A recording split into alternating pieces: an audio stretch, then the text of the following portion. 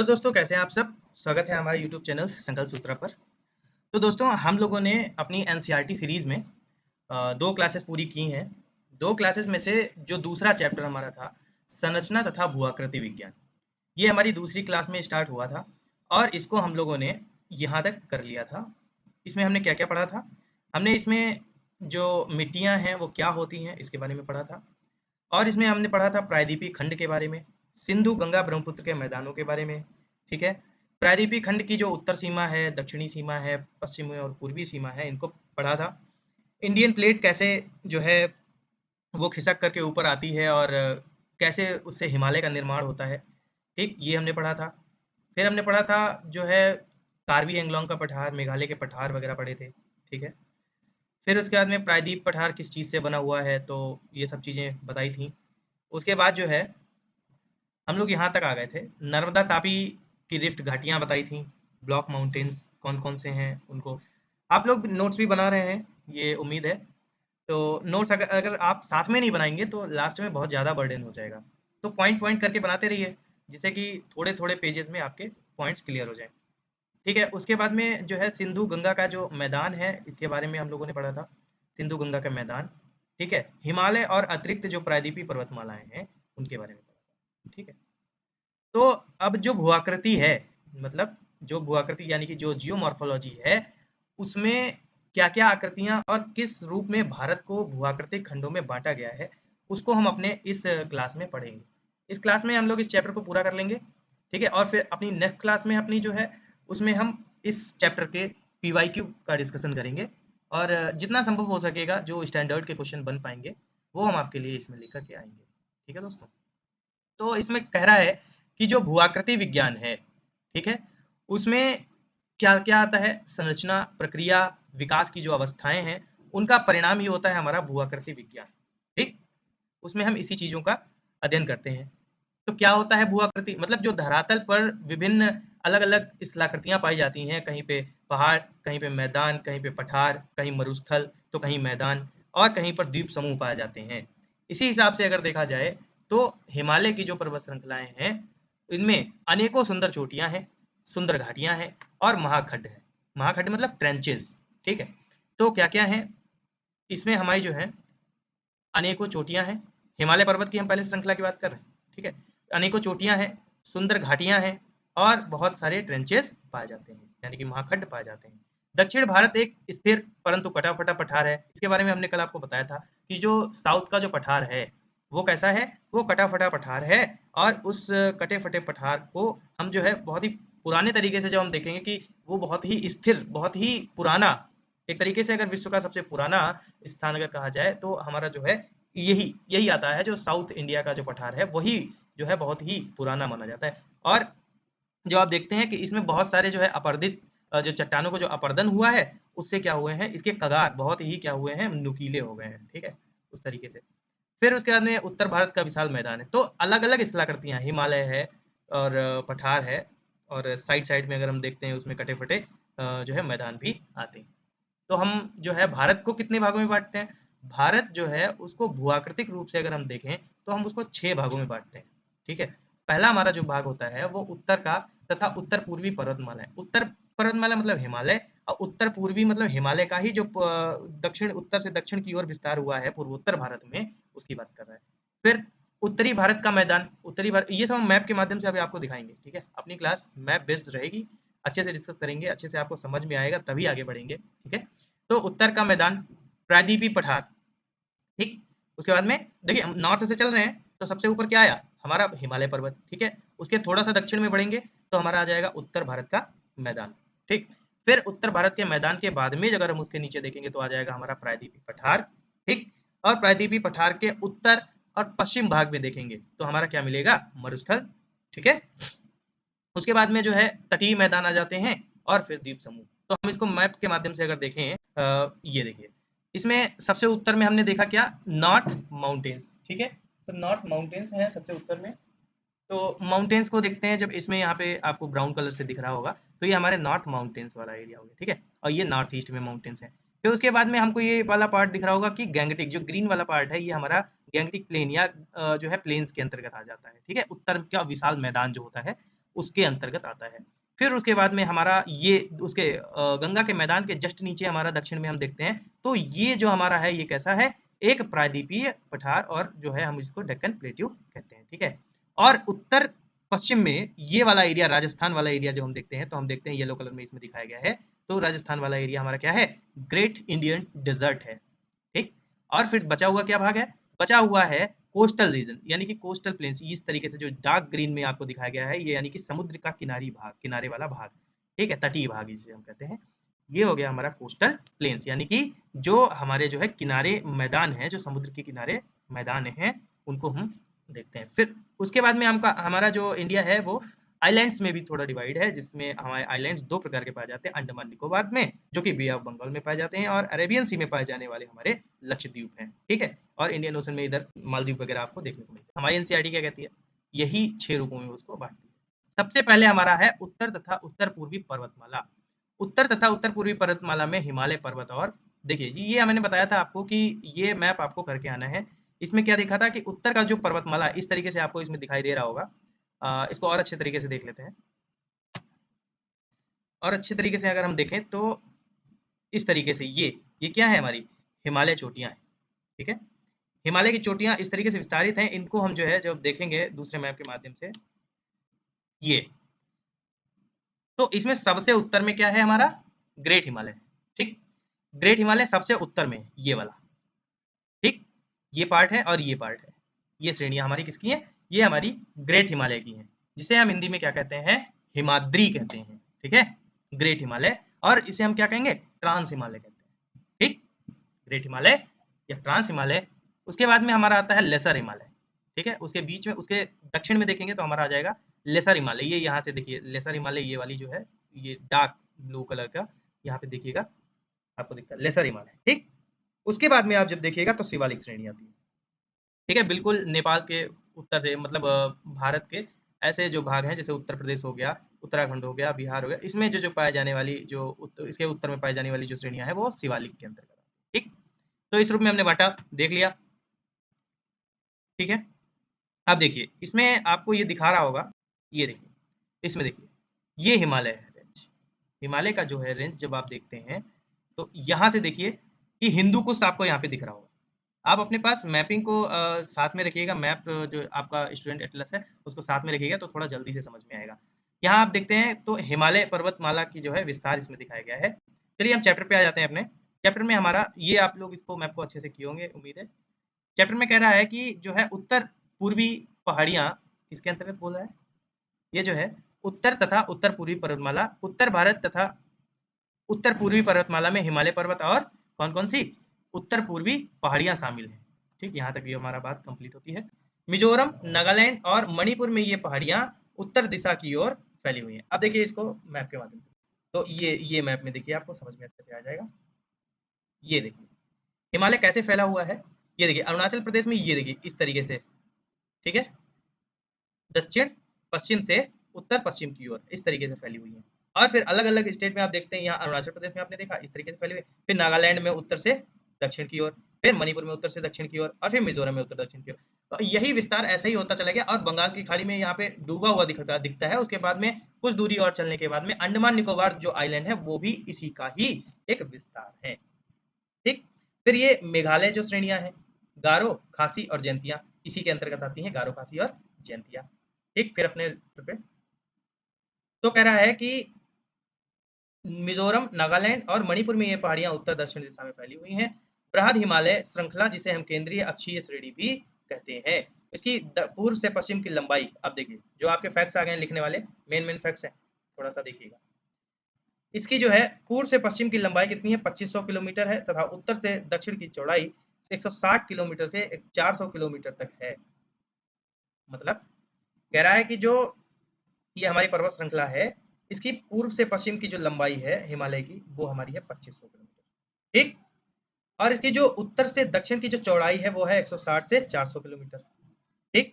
ये दोनों चीजें आपके नोट में आ जानी चाहिए, स्पष्ट रूप से देखिएगा। और चौड़ाई किधर ज्यादा है, आप जितना ही पश्चिम की ओर बढ़ते जाएंगे उसकी चौड़ाई बढ़ती जाएगी, ठीक है। और जितना पूरब की ओर आते जाएंगे उतनी ही चौड़ाई इसकी कम होती जाएगी, ठीक है। तो ये हो गया जैसा कि मानचित्र से स्पष्ट होता है, ठीक। फिर उसके बाद में यहाँ पे आ जाते हैं कश्मीर या उत्तर पश्चिमी हिमालय। अब थोड़ा सा डिवाइडेशन होता है, इस तरीके से यहाँ पे लिखा हुआ है कि हिमालय एक प्राकृतिक रोधक ही नहीं अपितु जलवायु अपवाह और सांस्कृतिक विभाजक भी है। कैसे? हिमालय पर्वत के माध्यम से ही हमारा जलवायु का जो अपवाह है, ठीक है, जलवायु है और जो अपवाह है और सांस्कृतिक विभाजक भी हमारा होता है। जैसे जलवायु कैसे प्रभावित करता है? हमारे जो उत्तर से आने वाली जो हवाएं हैं, ठीक, जो एकदम ठंडी हवाएं आती हैं, अब देखिए यहाँ पे के अंदर इसको थोड़ा सा हम जूम करके देखते हैं।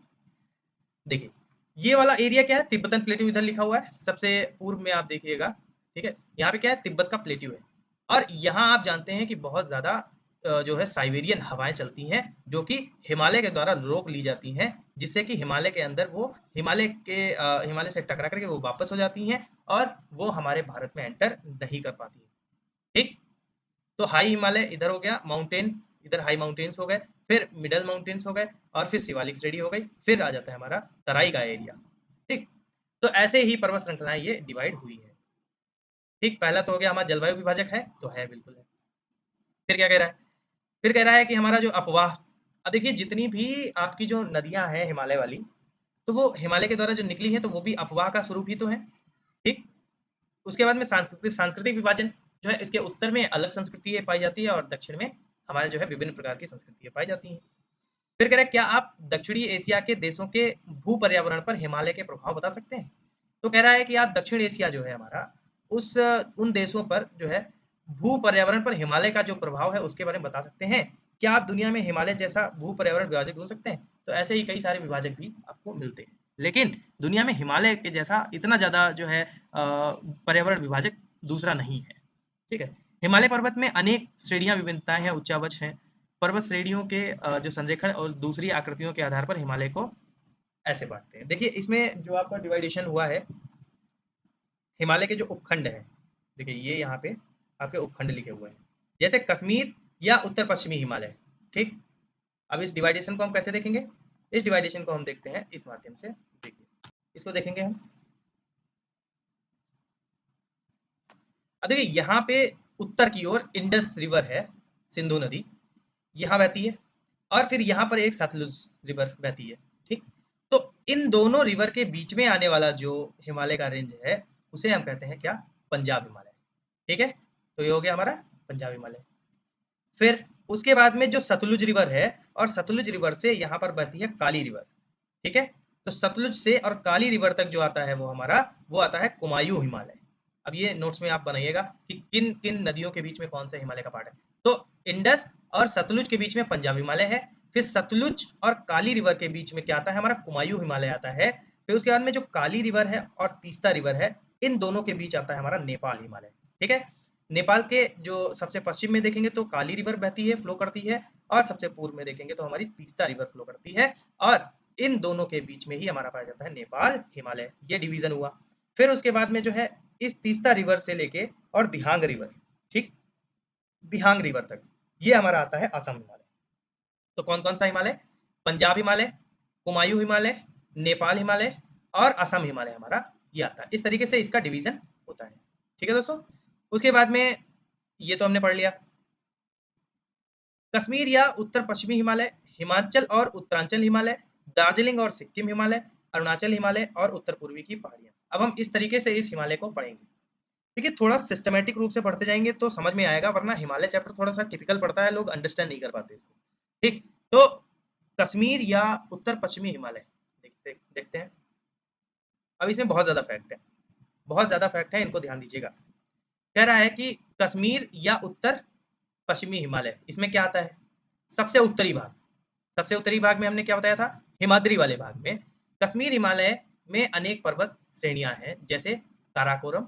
ठीक, फिर उसके बाद में क्या आता है? लद्दाख और जास्कर। जैसे लिखा हुआ है सेम टू सेम ऐसे ही आप अपने कॉपी में उत्तर से दक्षिण की ओर लिख लेंगे। सबसे ऊपर लिखेंगे काराकोरम, उसके नीचे लिखेंगे लद्दाख, उसके नीचे लिखेंगे जास्कर और उसके नीचे लिखेंगे पीर पंजाल।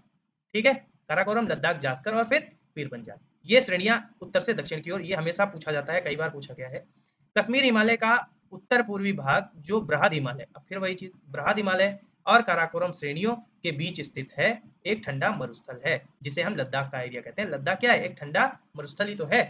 तो वो हमारा क्या कहाँ पहुंचता है, बृहद हिमालय और काराकोरम श्रेणियों के बीच में। ठीक, ऊपर काराकोरम, फिर लद्दाख, तो लद्दाख, फिर उसके नीचे आता है जास्कर, तो काराकोरम, बृहद हिमालय जो है और काराकोरम के बीच में जो हमारा पड़ जाएगा जो लद्दाख, और लद्दाख में ही हमारा क्या है, एक ठंडा मरुस्थल है। बृहद हिमालय और पीर पंजाल के बीच विश्व प्रसिद्ध घाटियां हैं, जैसे डल झील भी उन घाटियों में है। ठीक, कश्मीर घाटी है, कश्मीर घाटी, ये देखिए किसके किसके बीच में, बृहद हिमालय और पीर पंजाल। देखिएगा डायरेक्ट क्वेश्चन आता है कि कश्मीर घाटी सिचुएटेड है बृहद हिमालय पीर पंजाल, ऑप्शन आता है।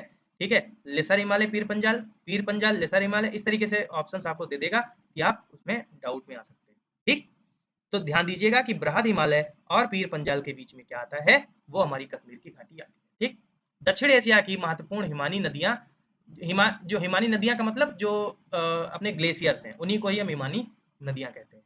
ठीक, तो उसमें कौन कौन से हैं, बाल्टोरो हो गया और सियाचिन, इनकी लोकेशन देखिएगा। दक्षिण एशिया की महत्वपूर्ण जो है हिमानी नदियां हैं, बाल्टोरो और सियाचिन, इसी प्रदेश में, इसी प्रदेश का मतलब बृहद हिमालय के ही पार्ट है। ठीक है, हिमालय, सॉरी, कश्मीर हिमालय करेवा के लिए प्रसिद्ध है। किसके लिए, करेवा, करेवा एक स्थलाकृतियां होती हैं जहां पर प्रोडक्शन होता है, करेवा स्थलों में ही प्रोडक्शन होता है केसर का बहुत ज्यादा। ठीक है, यहाँ जाफरान की खेती, अब जाफरान वही चीज आ गई। ठीक है, यहाँ पर क्या होती है, जाफरान की खेती की जाती है। बृहद हिमालय में जोजिला, अब देखिए कौन कौन से दर्रे हैं, नोट कीजिए यहाँ पे कि जो बृहद हिमालय है वहां पर हमारा पाया जाएगा जोजिला, पीर पंजाल, बनिहाल। ठीक है, ये हमारे दर्रे किसमें पाए जाते हैं, बृहद हिमालय में पाए जाएंगे। बृहद हिमालय में कौन कौन से, कश्मीर में भी याद रखिएगा कि कश्मीर में ही कौन कौन सा है, जोजिला है, पीर पंजाल है और बनिहाल है। कितने, तीन दर्रे, पीर पंजाल, जोजिला और बनिहाल, ये कहाँ पाए जाएंगे, कश्मीर में पाए जाएंगे। ठीक है, और बृहद हिमालय के ये पार्ट है, नोट कीजिएगा ये। फिर उसके बाद में कह रहा है कि जास्कर श्रेणी, जास्कर श्रेणी में आता है हमारा फोटूला। ठीक है, उसके बाद में हमारा लद्दाख श्रेणी में आता है खारदुंगला। तो कितने हो गए, एक जोजिला, दूसरा पीर पंजाल, तीसरा बनिहाल, चौथा चौथा हमारा आता है जास्कर श्रेणी में फोटूला, और उसके बाद में पांचवा आ गया हमारा लद्दाख श्रेणी में खारदुंगला। ये बहुत ही महत्वपूर्ण दर्रे हैं। और कुछ महत्वपूर्ण अलवणीय जल, मतलब जो खारी नहीं है, यानी कि साफ पानी या मीठे पानी की झीलें हैं, जैसे डल झील हो गई और बुलर झील। ठीक, बुलर झील जो है वो हमारे भारत की सबसे बड़ी मीठे पानी की जो है वो झील होती है। ठीक, उसके बाद में कुछ लवण वाली झीलें भी हैं, मतलब हिमालय में इतनी ऊंचाई पर स्थित भी कुछ लवणीय झीलें हैं, जैसे पेगोंग सो। आपने जो है थ्री इडियट मूवी अगर देखी होगी, तो थ्री इडियट मूवी के लास्ट वाला जो सीन है वो पेंगोंग सो लेक ही है, उसी के किनारे वो शूटिंग हुई है। ठीक है, और सोमुरिरी, ठीक है, एक ये है। तो दो ऐसी लेक हैं जो लवण वाली जो लेक्स हैं, जो जिनमें खारा पानी पाया जाता है, और दो हमने झीलें बताई आपको जो मीठे पानी की है, और इसमें से बुलर जो है वो भारत की सबसे बड़ी मीठे पानी की झील है। ठीक, ये फैक्ट्स हैं, याद रखिएगा। इसमें जो दर्रे बताए वो याद रखिएगा। ठीक है, जो घाटियां बताई वो याद रखिएगा, जो बताया कि कश्मीर हिमालय में करेवा, करेवा जो है स्थलाकृति पाई जाती है, जाफरान की खेती के लिए फेमस है। ठीक, तो ध्यान रखिएगा। करेवा क्या है, यहाँ पे लिखा हुआ है, कश्मीर हिमालय में अनेक दर्रे जैसे कि करेवा, हिमनद, चिकनी मिट्टी और दूसरे पदार्थों का हिमोट की एक मोटी परत के रूप में जमा। अब देखिए क्या होता है करेवा, करेवा क्या है, हिमनद मतलब ग्लेशियर्स, और चिकनी मिट्टी, और दूसरे कई जो है पदार्थ हैं, उनका हिमोड़ मतलब मोराइन, आपको इंग्लिश में मोराइन मिलेगा। ठीक है, हिमोड़, इस पे एक मोटी परत पाई जाती है, उसी पे जो है सबसे ज्यादा जाफरान की खेती होती है। ठीक है, फिर आगे चलते हैं। फिर कह रहा है कि सिंधु तथा इसकी सहायक नदियां, अब ये हमारा सिंधु नदी तंत्र पूरा पढ़ेंगे हम, उसमें अपवाह में देखेंगे। ठीक है, सिंधु तथा इसकी सहायक नदियां झेलम और चेनाब इस क्षेत्र को अपवाहित करती हैं। तो हम देखेंगे कि जब सिंधु रिवर सिस्टम पढ़ेंगे तब उसमें देखेंगे कि जो झेलम नदी है और जो चेनाब नदी है वो भी इसी एरिया में बहती है। कौन से इसी एरिया में, दिमाग लगाइए, कश्मीर हिमालय की बात चल रही है। ठीक है, तो यहीं पर प्रवाहित होती हैं। कश्मीर और उत्तर पश्चिमी हिमालय जो है उस वो अपने विलक्षण सौंदर्य और खूबसूरती के लिए जाना जाता है। ठीक, जैसे अब हम लोग देखते हैं कि घूमने का मन होता है, तो गर्मियाँ आ रही हैं आजकल, तो आप लोग खूब सारा घूमने जा सकते हैं पेपर के बाद। तो एग्ज़ाम आपका हो जाता है, तो कहाँ आप अगर उत्तर में जाते हैं हिमालय में, तो हिमालय में आपको जो है वैष्णो देवी मंदिर जा सकते हैं, अमरनाथ गुफा जा सकते हैं। ठीक है, चरार शरीफ जा सकते हैं, यहाँ भी मतलब बहुत सारे ऐसे स्थान हैं जो आपको जो है बहुत ही सुंदर दृश्य देखने को वहाँ पे मिलेंगे, बहुत ही रोमांचित करेंगे आपको। तो अमरनाथ जाइएगा जब, तब उसमें देखिएगा, मैं लास्ट ईयर गया था तो मैंने देखी है वहाँ पे, तो स्थलाकृतियाँ इतनी खूबसूरत हैं, इतने खूबसूरत पहाड़ की चोटियाँ, बर्फ से ढकी हुई चोटियाँ, और बारिश के टाइम पे जो जुलाई वगैरह हो जाती है, जुलाई अगस्त में आपको वहाँ पे बहुत अच्छी हरियाली भी देखने को मिलेगी। वहाँ पे जब रेन होने लगती है, रेनफॉल होता है, तो उस टाइम पे आपको वो देखने को मिलता है। ठीक, बहुत सारे तीर्थयात्री यहाँ पर आते हैं। उसके बाद जम्मू कश्मीर, ठीक है, जम्मू कश्मीर की राजधानी क्या है? श्रीनगर। ठीक, जम्मू कश्मीर की राजधानी क्या है? श्रीनगर। कौन सी नदी के किनारे है? झेलम नदी के किनारे। तो दोस्तों जम्मू कश्मीर जो है वो उसकी राजधानी जो श्रीनगर है वो किस नदी के किनारे है? अब देखिए, इसमें मैप दिया हुआ है, बहुत अच्छा डिवाइड किया हुआ है इसमें। ये है काराकोरम, फिर है लद्दाख और फिर आती है जास कश्मीर। ये हमारा हो गया ट्रांस हिमालय का भाग। क्या कहेंगे हम? ट्रांस हिमालय कहेंगे इसको। फिर उसके बाद में नंगा पर्वत से लेके नामचा पर्वत तक हिमालय पर्वत श्रेणी जो है वो फैली हुई। ठीक, इसको आराम से लिखिएगा, काराकोरम, लद्दाख, जास्कर, पीर पंजाल, ये चारों चीजें देखो लिखिए, इनको आराम से लिख लीजिएगा। फिर बारालाचाला दर्रा यहीं पे पाया जाएगा, सिपकीला पाया जाएगा, तो ये चीज नोट करने वाली है। नदियां हैं, सिंधु नदी, झेलम नदी, चेनाब नदी, रावी नदी और सतलुज नदी इस एरिया में पाई जाती है। ये हम अपना उसमें पढ़ लेंगे, जो हमारा अपवाह तंत्र वाला चैप्टर 3 है उसमें अपवाह आएगा, उसके अंतर्गत पढ़ेंगे। ठीक, तो देखिए, श्रीनगर में डल झील एक रोचक प्राकृतिक स्थल है। श्रीनगर जब आप जाएंगे तो डल झील आपको देखने को मिलेगी, बहुत ही सुंदर झील है। उसमें जो है बोट हाउस टाइप से बने हुए हैं, बोट हाउस, उसमें आप रुक भी सकते हैं। कश्मीर घाटी में झेलम नदी युवा अवस्था में बहती है। अब देखिएगा, नदियों की जो है अवस्थाएं होती हैं, तो नदियां कई बार जो है अपने ऊंचाई से जब निकलती हैं नदियां, तो उनको कहा जाता है कि वो अपने युवावस्था में है। ठीक, फिर नदियाँ थोड़ा ढलान पर आ जाती हैं, उनकी प्रौढ़ावस्था कहलाती है। और फिर नदियाँ जो है एकदम मंद होकर के जब जो है गिर जाती हैं समुद्र में, तब उसकी जो है अंत अवस्था होती है, जिसे हम वृद्धावस्था कहते हैं। ठीक, तो हमारी जो युवावस्था में नदियाँ क्या करती है? बहुत सारे स्थलों का निर्माण करती है, क्योंकि नदी में क्या होती है, ऊपर से बहुत ऊंचाई से आती है, तो उसमें तेज बहुत होता है और वो किसी भी पत्थर से, नुकीली से चीज, चाहे कितनी भी कठोर चट्टान हो, उसको भी काट सकती है। तो झेलम नदी जो है युवावस्था में अपनी होती है कश्मीर घाटी में। इसमें बहुत सारे नदी के विकास होते हैं। ठीक, आकृतियां होती हैं, विसर्पों का निर्माण करती रहती है आगे जाकर के। क्या आप कुछ और नदी भू आकृतियां बता सकते हैं जिनका निर्माण नदी के द्वारा होता है प्रौढ़ावस्था में? प्रदेश के दक्षिणी भाग में अनुदैर्ध्य घाटियां पाई जाती हैं। क्या पाई जाती हैं? अनुदैर्ध्य यानी कि लॉन्गिट्यूडनल जो वैलीज होती हैं वो पाई जाती हैं, जिन्हें क्या कहा जाता है? जिन्हें कहा जाता है दून। तो दून किसे कहा जाता है? दून किसे कहा जाता है? दून जो है दक्षिणी भाग में पाई जाने वाली जो अनुदैर्ध्य घाटियां होती हैं उन्हें हम दून कहते हैं। और इसके एग्जाम्पल हैं, जैसे कि जम्मू में भी दून आता है, जम्मू दून, पठानकोट दून। ठीक है, पठानकोट दून। तो ये क्या है? घाटियां हैं। ठीक, फिर उसके बाद में हमारा आ जाता है, अब देखिए एक रोचक तथ्य है यहाँ पे लिखा हुआ, कह रहा है कश्मीर घाटी में झेलम नदी का विसर्पी बहाव रोचक है। यह पूर्व समय में स्थित एक बड़ी झील के कारण है। इसका एक हिस्सा वर्तमान डल झील है। यह बड़ी झील झेलम नदी के लिए एक स्थानीय न्यूनतम आधार रही है। ठीक, तो ये आपका फैक्ट हो गया। फिर आ गया इसमें, पहला हमने पढ़ लिया। दूसरा हमारा आ जाता है हिमाचल और उत्तराखंड हिमालय। हिमाचल और उत्तराखंड हिमालय।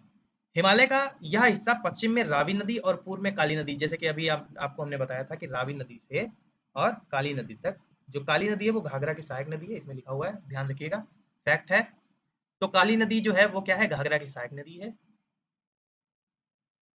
फिर कह रहा है कि यह भारत की दो प्रमुख नदी तंत्रों सिंधु और गंगा के द्वारा अपवाहित होती है। इस प्रदेश के अंदर बहने वाली जो नदियां हैं वो कौन कौन सी हैं? रावी है, व्यास है, सतलज है, ठीक है, यमुना है और घाघरा है। हिमाचल और उत्तराखंड हिमालय में बहने वाली प्रमुख नदियां कौन सी हैं? रावी, ब्यास, सतलज, यमुना और घाघरा। अब देखिए, ये है हमारा, ये होती है हमारी समुद्र की सतह, ये उत्तर है, सबसे उत्तर में, यानी कि तिब्बत की ओर, चाइना की ओर। ठीक, और ये हमारा दक्षिण में सिंधु गंगा का मैदान। फिर और थोड़ा उत्तर की ओर जाएंगे तो हमारा शिवालिक श्रेणी या वाह्य हिमालय हमको देखने को मिलता है। फिर और उत्तर में जो हम जाएंगे तो मध्य हिमालय देखने को मिलता है। मध्य हिमालय के अंतर्गत ही हमारा जो है जितनी भी आपके जो है हिमाचल प्रदेश में घूमने वाले प्राकृतिक स्थल हैं, वो हमारे मध्य हिमालय के अंतर्गत आते हैं। ठीक है, अब जो आप लोग मनाली वगैरह जाते हैं वो मध्य हिमालय के अंतर्गत आते हैं। फिर उसके बाद में और उत्तर में जब हम बढ़ते हैं तो वो आता है हमारा बृहद हिमालय।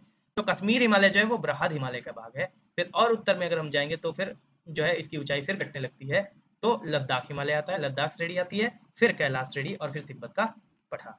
ठीक, तो ऐसे उत्तर दक्षिण से जो है हम उत्तर की ओर बढ़ते जाते हैं और हिमालय की ऊंचाई बढ़ती जाती है, पहले बृहद हिमालय तक, फिर घटने लगती है। ठीक, उसके बाद कह रहा है हिमाचल जो है वो हिमालय का सुदूर उत्तरी भाग लद्दाख के ठंडे मरुस्थल का विस्तार है। ठीक। फिर कह रहा है लाहौल और स्पीति घाटियां भी हैं और जिले भी हैं, इसी के उपमंडल में स्थित है। हिमालय की तीनों मुख्य श्रृंखलाएं कौन कौन सी? बृहद हिमालय, लघु हिमालय और धौलाधर। और उत्तराखंड में जो है नाग टिब्बा भी इसे कहा जाता है। हिमालय जो है, जो लघु हिमालय है, इसे हिमाचल में धौलाधर और उत्तराखंड में नाग टिब्बा कहा जाता है। ठीक। और उत्तर दक्षिण में फैली हुई जो है शिवालिक श्रेणी। मुख्य रूप से हमने देखा कि बृहद हिमालय, लघु हिमालय और शिवालिक श्रेणी। लघु हिमालय के अंतर्गत हमने देखा हिमाचल प्रदेश पूरा आता है। लघु हिमालय के अंतर ही धौलाधर श्रेणी आती है जो कि उत्तराखंड में है, और हिमाचल में है धौलाधर और उत्तराखंड में है नाग टिब्बा। ठीक।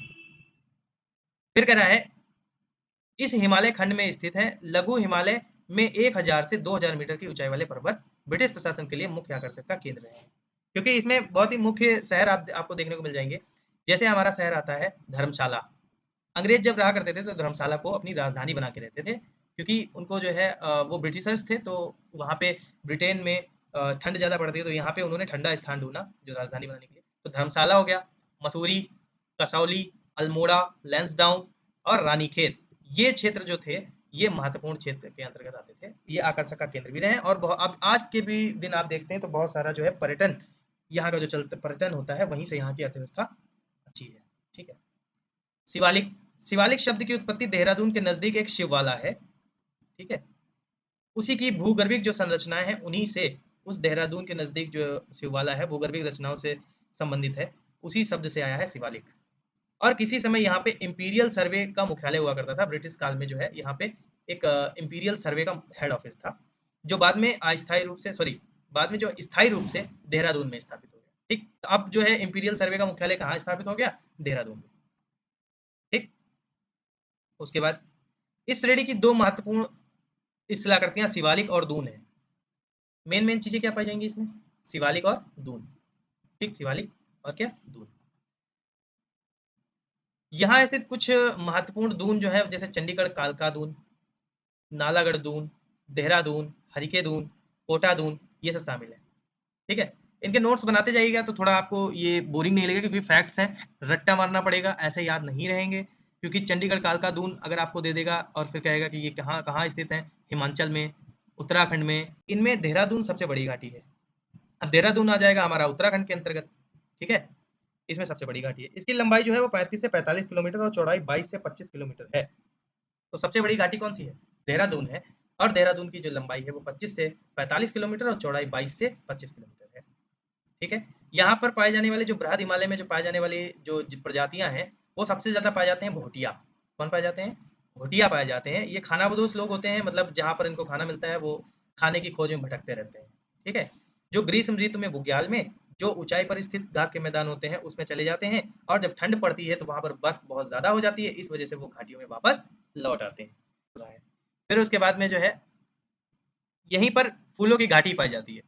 बहुत ही फेमस फूलों की घाटी है उत्तराखंड में। मल्टीपल टाइप के फूलों की जो स्पीसीज है वहाँ पे मिलती है।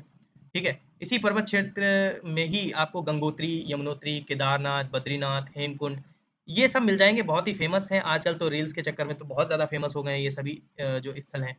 बहुत टफ चढ़ाई है यहाँ पे, केदारनाथ, बद्रीनाथ और हेमकुंड साहिब, ये बहुत ही टफ इलाके हैं। आपने 2013 की जो है यहाँ पर केदारनाथ की घटना देखी होगी, तो दहला देने वाली घटना थी।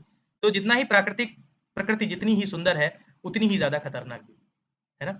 तो इस क्षेत्र में जो है 5 प्रसिद्ध प्रयाग पाए जाते हैं। अब इनका विवरण जो है वो है इसी पुस्तक के थर्ड, अब देखो अफवाह वाला जो हमने बताया कि आपका तीसरा चैप्टर अफवाह तंत्र है, नदियों के बारे में उसमें ही सब पढ़ेंगे। ठीक है। फिर कह रहा है कि दार्जिलिंग और सिक्किम हिमालय, चलते हैं दार्जिलिंग और सिक्किम हिमालय। यानी कि दार्जिलिंग कहाँ है? दार्जिलिंग हमारा पड़ता है पश्चिम बंगाल में। ठीक है। कहाँ है? पश्चिम बंगाल में। फिर सिक्किम हिमालय कह रहा है कि इसके पश्चिम में नेपाल हिमालय और पूर्व में भूटान हिमालय स्थित है। यह एक छोटा परंतु हिमालय का बहुत ही महत्वपूर्ण भाग है। यहाँ तेज बहाव वाली तीस्ता नदी पाई जाती है। कौन सी नदी पाई जाती है? तो तीस्ता नदी पाई जाती है। तीस्ता नदी कहाँ? सिक्किम के पास बहती है। और कंचनजंगा जैसी ऊंची चोटियां और गहरी घाटियां भी यहीं पर पाई जाती हैं। ठीक है। इस पर्वत के ऊंचे शिखरों पर लेप्चा जनजाति, अब देखिए 2 जनजातियां अभी आप पढ़ चुके हैं। एक तो अभी पढ़ी आपने भोटिया, और दूसरी आपने पढ़ी कौन सी? लेप्चा। नोट्स में नहीं रखेंगे, याद नहीं होंगे, फैक्ट है। आपको याद रखना पड़ेगा कि लेप्चा जनजाति जो है वो कहाँ पाई जाती है, वो हमारी दार्जिलिंग हिमालय, सिक्किम हिमालय के बाद में सिक्किम के पास में लेप्चा पाई जाती है। और भोटिया हमारी कहाँ पाई जाती है, भोटिया हमारी पाई जाती है हिमाचल प्रदेश में। तो एरिया के हिसाब से डायरेक्ट पूछा जाता है, तो भोटिया हिमाचल प्रदेश, लेप्चा सिक्किम, याद रखिएगा। फिर कह रहा है दक्षिणी भाग जो है हमारा, वो विशेषकर दार्जिलिंग हिमालय जो है उसमें मिश्रित जनसंख्या पाई जाती है, जैसे नेपाली, बंगाली, ठीक है, ये लोग पाए जाते हैं। मध्य हिमालय की कुछ जनजातियां भी इसमें पाई जाती हैं, ठीक। और यहाँ पर जो है जो प्राकृतिक दशाएं अगर देखें तो यहाँ पे हल्की ढाल है, मतलब मध्यम ढाल है, और गहरी व जीवाश्म युक्त मिट्टी पाई जाती है। मिट्टी जीवाश्म युक्त पाई, आप लोग देखते हैं कि यहाँ पे बहुत ज़्यादा जो है टी कल्टीवेशन होता है, चाय के। आप जब जाएंगे कभी दार्जिलिंग घूमने जाएंगे तो दार्जिलिंग में आपको सबसे ज़्यादा जो है टी कल्टीवेशन मिलेगा, यानी कि चाय की खेती वहाँ पर आपको मिलती है, ठीक है। वहीं पर आज तक की सबसे पुरानी ट्रेन भी चलती है, बहुत ही 90s की लगभग ट्रेनें वहाँ पर चलती हैं, ठीक है। तो जीवाश्म युक्त मिट्टी भी वहाँ पे पाई जाती है। संपूर्ण वर्ष वर्षा होना और मंद शीत ऋतु का फायदा उठाकर अंग्रेजों ने यहाँ पर चाय के बागान लगाए, ठीक है। चाय की खेती के लिए क्या होना चाहिए, एक तो जो है पूरे वर्ष जो है वर्षा होनी चाहिए, ठीक, और थोड़ी सर्दी होनी चाहिए। तो ऐसे एरिया में ही हमारी चाय की खेती होती है। बाकी हिमालय में यह क्षेत्र भी भिन्न है, क्योंकि यहाँ पर दुआर स्थलाकृतियाँ पाई जाती है। फिर फैक्ट आ गया हमारा, क्या, दुआर स्थलाकृतियाँ। दुआर स्थलाकृतियाँ कहाँ पाई जाती हैं, ये हमारी पाई जाती हैं दार्जिलिंग और सिक्किम हिमालय में, ठीक। तो दुआर स्थलाकृतियाँ हमारी दार्जिलिंग और सिक्किम हिमालय में पाई जाती हैं, याद रखिएगा, फैक्ट है। सिक्किम और दार्जिलिंग में हिमालय में अपने रमणीय सौंदर्य, वनस्पति जात और प्राणी जात के लिए और आर्किड के लिए जाना जाता है, ठीक। आगे आ गया हमारा अरुणाचल हिमालय, लास्ट है ये अरुणाचल हिमालय। अरुणाचल हिमालय जो है हमारा, ये पर्वत क्षेत्र भूटान हिमालय से लेकर के और दिफू, दिफू उधर रखा है अरुणाचल प्रदेश में, ठीक है, वहां तक फैला हुआ है। फिर इस पर्वत श्रेणी का सामान्य दिशा दक्षिण पूर्व से उत्तर पूर्व की ओर है। इनमें जो मुख्य चोटियां हैं वो कांगटू और नमचा बरवा, दो मुख्य श्रेणियां हैं। तो अरुणाचल हिमालय की दो मुख्य श्रेणियां हैं, वो कौन सी हैं, कांगटू है और नमचा बरवा है, ठीक है। और उसके बाद में आप हाईलाइट कीजिए, नामचा बरुआ को पार करने के बाद ब्रह्मपुत्र नदी एक गहरा गार्ज बनाती है। और यहाँ पर कौन कौन सी प्रमुख नदियां हैं, कामेंग है, सुबनसिरी है, दिहांग है, दिबांग है और लोहित है, ठीक। यहाँ पर ये प्रमुख नदियां पाई जाती हैं, कामेंग, सुबनसिरी, दिहांग, दिबांग और लोहित। नोट्स में लिखिएगा, आपने ये पॉइंट्स बना लीजिएगा, ठीक है। ये हमारी ब्रह्मपुत्र की सहायक नदियां हैं। ये बारहमासी नदियां होंगी, क्योंकि हिमालय से निकलने वाली सभी बारहमासी होती हैं, ठीक है, जलप्रपात भी बनाती हैं। इसलिए यहाँ जल विद्युत का उत्पादन भी किया जाता है। क्या किया जाता है, जल विद्युत का उत्पादन भी यहाँ पे अरुणाचल में किया जाता है, ठीक। अरुणाचल हिमालय की एक मुख्य विशेषता यह है कि यहाँ बहुत सारी जनजातियां निवास करती हैं, और इस क्षेत्र में पश्चिम से पूर्व में बसी हुई जनजातियां इस प्रकार हैं। अब देखिए यहाँ पे नोट्स में आप अपने इंक्लूड कीजिएगा कि मोनपा, अबोर, मिसमी, निसी और नागा, ठीक है। कौन कौन सी, मोनपा, अबोर, मिसमी, निसी और नागा, पांच जो है जनजातियां कहाँ पाई जाती हैं, ये हमारी पाई जाती हैं कहाँ, अरुणाचल प्रदेश में। इसमें ज्यादातर जातियां जो है वो झूम की खेती करती हैं। झूम खेती मतलब स्थानांतरित कृषि, एक बार जलाया, जंगलों को जला के मैदान बनाया और उसमें प्रोडक्शन किया, खेती की, और फिर दोबारा दूसरी जगह पर चले गए और दूसरी जगह वैसे ही जलाया और फिर खेती की। इसी तरीके से उनकी स्थानांतरित कृषि इसे हिंदी में कहते हैं, स्लैश एंड बर्न भी कहते हैं इंग्लिश में इसे, ठीक है। तो झूमिंग खेती, और अलग अलग जगह पर इनके अलग अलग नाम भी होते हैं झूम खेतियों के। तो उम्मीद है यहाँ तक आपके नोट्स में इंक्लूड हो गया। आप या तो आप एनसीईआरटी लेकर के उसमें ही हाईलाइट कर लीजिए डायरेक्ट, या फिर जो है आप अपने की पॉइंट्स इसको लिख भी सकते हैं, ठीक। अब देखिए यहाँ पर, ये देखिए लोहित नदी फ्लो कर रही है, ठीक है, लोहित, लोहित रिवर, ये देखिए यहाँ पर लोहित है। उसके बाद में यहाँ पे दिहांग है, फिर यहाँ पे डफला, डफला, अबोर, मिसमी यहाँ पे, ठीक है। जेलेपला दर्रा, ये देखिए भूटान से जुड़ता हुआ है। ये तीस्ता नदी हमारी यहाँ से कंचनजंगा से ये निकल के ये बहती हुई जा रही है, ये तीस्ता नदी है, ठीक है। फिर उसके बाद में गोड, यहाँ पे गंडक नदी, कोसी नदी, ठीक है, ये सब है। अब यहाँ पे मुख्य जो श्रेणियां थी, ये इनकी बात कर रहा था मैं, मेघालय की श्रेणियां हैं, गारो, खासी, जैंतिया। तीनों की लोकेशन अच्छे से याद रखिएगा, कौन कौन सी, गारो, खासी, जैंतिया, गारो, खासी, जैंतिया। गारो सबसे पश्चिम में, फिर खासी और फिर जैंतिया, ठीक है। बीच में है खासी और जैंतिया है सबसे पूर्व में, याद रहेगा, ठीक है। उसके बाद में ये देखिए इधर पटकाई बूंग, कहाँ पाई जाएंगी? नागालैंड में। पटकाई बूम कहाँ पाई जाएंगी? नागालैंड में। ये नागा पर्वत श्रेणियां नागालैंड में ही पाई जाती हैं। फिर मिजो, मिजो भी कहाँ पाई जाती हैं? मिजोरम के एरिया में। ठीक है, तो ये हमारी पटकाई बूम, नागा और मिजोरम, तो ये 3 श्रेणियां हमारी कैसे हो गई? उत्तर से दक्षिण की ओर। याद रखिएगा, पटकाई बूम सबसे उत्तर में, फिर नागा और फिर मिजो। ठीक। उसके बाद में जैसे कि हमने बताया कि जो स्लैश एंड बर्न कल्टीवेशन होता है, यानी कि जो स्थानांतरित कृषि होती है, जिसे हम झूमी कृषि कहते हैं, यह क्षेत्र जैव विविधता में कह रहे हैं कि यह क्षेत्र जैव विविधता में धनी है, जिसका संरक्षण देशज समुदायों ने किया है। उबड़-खाबड़ स्थलाकृति के कारण यहाँ पर विभिन्न घाटियों के बीच परिवहन जुड़ाव लगभग नाम मात्र का है। ठीक, तो यहाँ पे बहुत ज़्यादा रोड्स और ट्रांसपोर्टेशन नहीं हो पाया है। इसलिए अरुणाचल और असम की सीमा स्थित दुआर क्षेत्र से होकर के यहाँ पर कारोबार किया जाता है। ठीक, अरुणाचल और असम में जो है दुआर एरिया है, उसी से होकर के व्यापार किया जाता है, कारोबार किया जाता है। फिर आ जाता है हमारा पूर्वी हिमालय पहाड़ियाँ और पर्वत।